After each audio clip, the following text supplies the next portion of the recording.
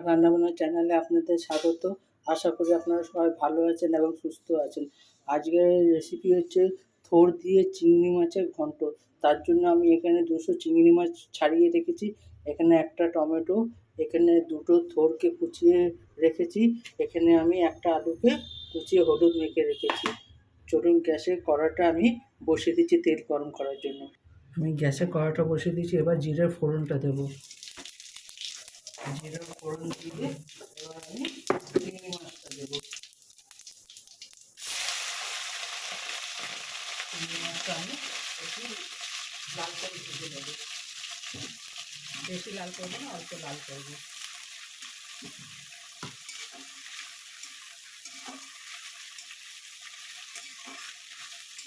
আপনারা একবার এইভাবে পোড় রান্না করে দেখবেন, এটা বেশ খেতে ভালো লাগে। আপনারা যদি যারা নিরামিষ খাবেন চিংড়ি মাছ দেবেন না, চিংড়ি মাছ বাদে আমি যেইভাবে করছি সেইভাবে করবেন, বেশ ভালো লাগে। কোনো আদা রসুন পেঁয়াজ কিছুই থাকবে না। এবং চিংড়ি মাছটা আমি হালকা ভেজে নিয়েছি। এরপর আমি এটাতে আলু দিয়ে দেবো, কুচানো আলুটা দিয়ে দেবো, আলু দিয়ে একসঙ্গে ভাজবো।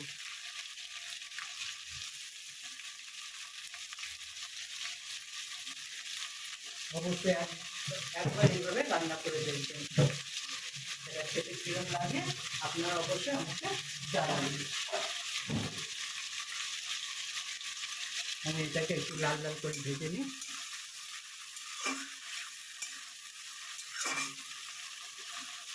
এরপর আমি পরিমাণ মতো নুন দেবো, যেটা আপনারা স্বাদ অনুযায়ী নুন দেবেন।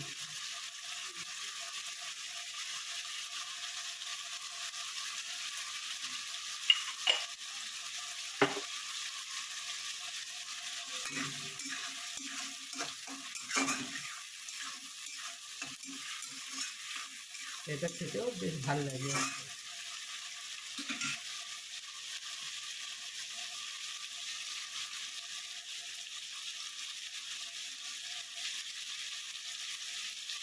এরপর আমি দুটো কাঁচা লঙ্কা চিড়ে দেবো,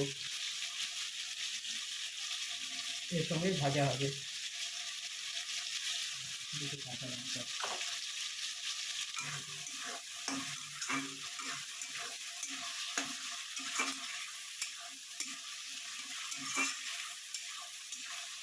এটা একটু ভাজা হোক, তারপর আপনাদের দেখাচ্ছি।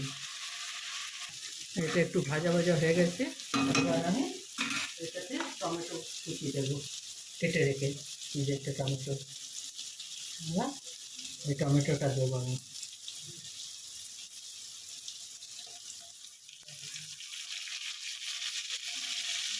টমেটোটা দেবো।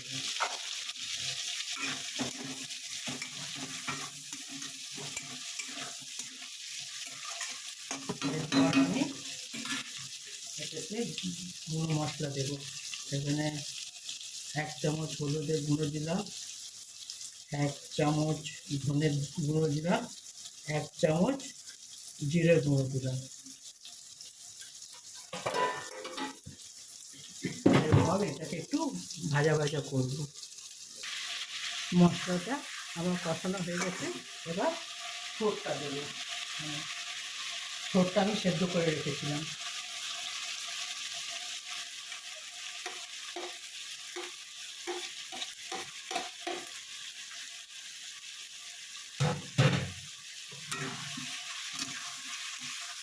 ছোটটা দিয়ে একটু ভালো করে আমি এটাকে ভাজা ভাজা করে করবো।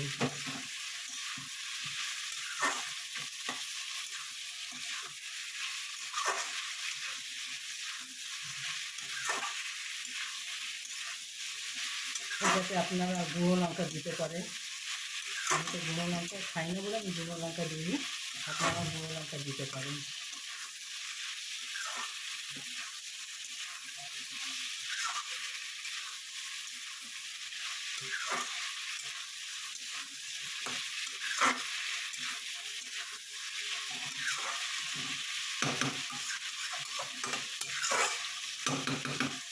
এটাতে আমি জল দেবো,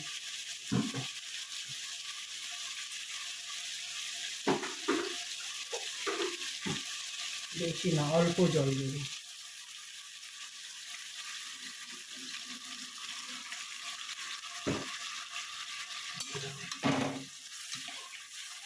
জলটা দিয়ে জলটা একটু ফোটো, তারপর আমি এটাকে ভালো করে কষে নামিয়ে নেব। নামাবার আগে একটু গরম মশলা দেব।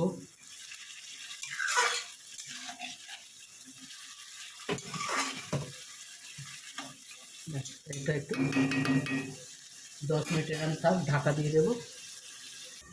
10 মিনিট হয়ে গেছে, এবার আমি ঢাকাটা সরাবো।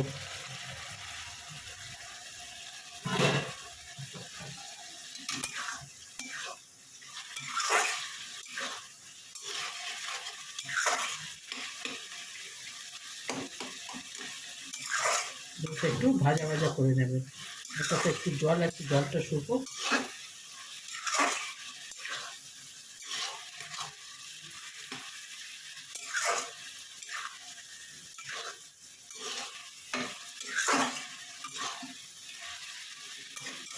এরপর আমি এটাতে একটু গরম মশলা দেবো, গরম মশলা দেবো, দিয়ে তারপরে কষবো।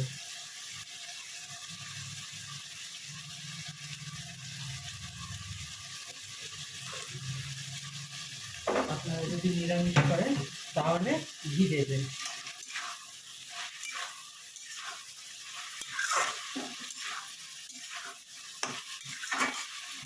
এবার আমি একটু কষা করে নিই, একটু ভাজা ভাজা করে নিই।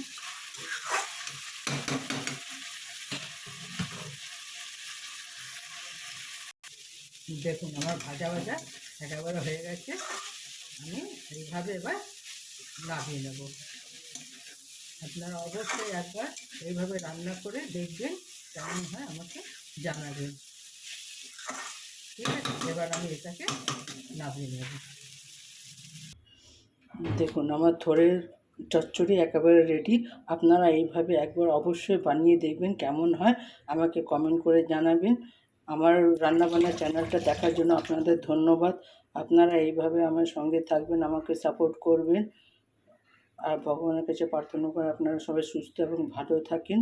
আমার চ্যানেলটা দেখার জন্য ধন্যবাদ। Thank you.